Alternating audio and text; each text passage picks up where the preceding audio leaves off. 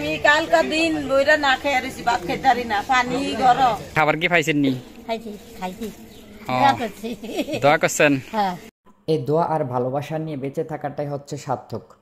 Hello everyone, আসসালামু আলাইকুম। আজকে আমরা দ্বিতীয় দিনের মতো বন্যার্থীদের মাঝে ত্রাণ বিতরণের কার্যক্রম শুরু করছি। আমি আমার ব্যক্তিগত উদ্যোগে গতকাল আমি ত্রাণ বিতরণ করছিলাম। পরে আপনাদের আশেপাশের দেশ বিদেশে বাহিরে বন্ধুবান্ধব আশেপাশে যারা আছে সবার সহযোগিতায় আপনাদের ভালো একটা সাড়া পেয়েছি। তাই আপনাদের সহযোগিতায় দ্বিতীয় দিনের মতো আজকে আমি ত্রাণ বিতরণ করতে যাচ্ছি। আমি এবং আমার টিমের সকলের জন্য আপনারা দোয়া করবেন। প্রথমে আমি আমার মন থেকে ভালোবাসা এবং ধন্যবাদ জানাচ্ছি তারা হচ্ছেন যারা এই ত্রাণ কার্যক্রমে আর্থিকভাবে সহযোগিতা করেছেন, দেশ এবং বাহিরের যারা আশ্বাস দিয়েছেন যে আমাদের ত্রাণ সহযোগিতা আরও দেওয়ার জন্য, তাদেরকেও অনেক অনেক ধন্যবাদ। বর্তমান আমাদের এলাকায় এই প্রাকৃতিক দুর্যোগে মহা বিপদে আপনারা যারা আশেপাশে যারা সহযোগিতা করতেছেন তাদের কথা সবসময় মনে থাকবে। আজকেও গত এক সপ্তাহের মতো বৃষ্টি এখনও চলমান রয়েছে। বৃষ্টি সকালে না আসার সম্ভাবনা ছিল, কিন্তু পরবর্তীতে আবার বৃষ্টি শুরু হয়েছে। বৃষ্টি শুরু হওয়াতে পানির তীব্রতা আরও বেড়েই চলেছে।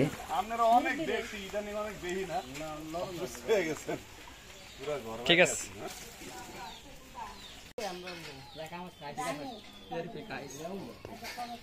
মানুষ মানুষের জন্যই, এই মানুষের এই বিপদে আমরা একে অপরের যদি সাহায্য সহযোগিতা না করি তাহলেই ব্যর্থ। এটা হচ্ছে আমাদের বাড়ির পিছনে চৌকিদার বাড়ির রাস্তাটার পরিস্থিতি তো আপনারা দেখতেই পারতেছেন। এই দেখেন ঘরের অবস্থা, ঘরের ভিতরে পানি ঢুকে গেছে। ওনারা যেদিকেই নামবে শুধু পানি আর পানি। দেখেন। ও আচ্ছা, একটু আসেন। আরে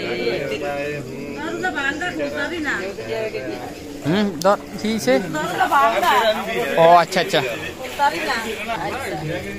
আমার মানে আমি কালকা দিন বইরা না খেয়ে রয়েছি, ভাত খাইতারি না, পানি ঘর।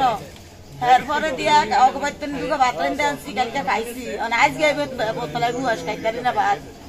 অনেক এই যে ঘর পানি উঠাবে, কিছু কোনো রান্না বান্না কিছু করতে পারি না, অনেক কষ্ট। কিন্তু লাইন নাই, ওকে ছেলে নাই, ওকে লাইন নাই, কেউ নাই। আমি একলা দুগা নাতিন সাগরও পারছি। আচ্ছা আচ্ছা, অনেক কষ্ট আমার। আচ্ছা, তো আমরা আপনার জন্য ধরেন না সামান্য কিছু শুকনা খাবারের ব্যবস্থা করতেছি। তাদের এই কষ্ট যেন আল্লাহ খুব তাড়াতাড়ি সেরে উঠতে পারে সেই দোয়াই করবেন সবাই। হ্যাঁ হ্যাঁ, শুকনা খাবার আর কি ঘরে পানি উঠছে, পাকঘর তো সব ছিল পানি। আমরা ছুটে চলেছি এই বাড়ির থেকে ওই বাড়ি, ওই বাড়ির থেকে এই বাড়ি, কিন্তু কোনো বাড়ি পানি ছাড়া নাই। সবাই অনেক কষ্টে আছে। আমাদের এলাকাটা আসলে যদি আনাচে কানাচে না ঘোরা যেত তাহলে বুঝতেই পারতাম না যে আমাদের এলাকায় কতটা কষ্টে মানুষ দিন পার করতেছে। আমাদের রাস্তার উত্তর পাশে দেওয়া শেষ, এখন আমরা রাস্তার দক্ষিণ পাশে যাওয়ার চেষ্টা করতেছি। এটা হচ্ছে রাস্তার মহিলা মাদ্রাসার এদিক দিয়ে ভুয়াবাড়ির রাস্তাটার ভিতরে আমরা ঢুকছি। এদিক দিয়ে দেখতেছি কারা অবস্থা খুব খারাপে আছে তা দেখতেছি। ভিতরে প্রাণীর স্রোত এতটাই বেশি যে প্রাণী এদিক থেকে ওদিক, ওদিক থেকে এদিক, দুদিকেই পানি উঠানামা করে, কিন্তু পানি কোনো দিকেই যায় না। তা আমরা দ্বিতীয় দিনের মতো আজকে আবার আনছি। নেন,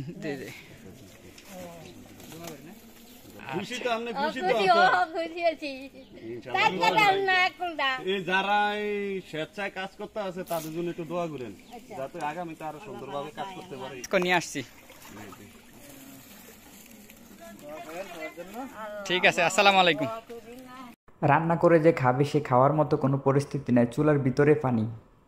আমি এবং আমার টিম আমরা যথাসাধ্য চেষ্টা চালিয়ে যাইতেছি যে ক্ষণিকের জন্য হলেও মানুষের ক্ষুধা এই প্রাকৃতিক বিপর্যয় থেকে যে খুব তাড়াতাড়ি সেরে উঠতে পারে সেই সহযোগিতা করতেছি। রান্না বান্না করতে পারি না, বৃষ্টি পানি দিলে সমস্যায় আছি আমরা। আচ্ছা, ধন্যবাদ। আপনার লেগে শুকনা খাবার নিয়ে আসছি আমরা। আচ্ছা, বৃষ্টির জন্য আমরা রান্না করতেই না, খুব পানিতে যে খুব কষ্ট আছে। আচ্ছা ঠিক আছে, আপনার লেগে শুকনা খাবার নিয়ে আসি। তো ভানিয়ে মরতে আছি। এই যে দেখেন না কি অবস্থা, সব চুলা কি যা আছে সব পানির তলে। আচ্ছা ঠিক আছে, আপনার লেগে শুকনা খাবার নিয়ে আসি আমরা। ধন্যবাদ। বৃষ্টির লেগে রান্না বাড়া করে খাইতে পারি না, পানি ঘরের চারি কিনে দিয়া। চুলাতে আগুন ধরে দিতে পারি না, খাওয়া দাওয়া করতে পারি না, চুলার ভিতরে টিনার পানি। ঠিক আছে, আপনাদের জন্য হালকা শুকনা খাবারের আয়োজন করছি আমরা। আচ্ছা, রান্না টান্না হয় নাই? আচ্ছা ঠিক আছে। আচ্ছা, এটা হালকা শুকনা খাবারের জায়গা আছে, হ্যাঁ রাখেন, ঠিক আছে।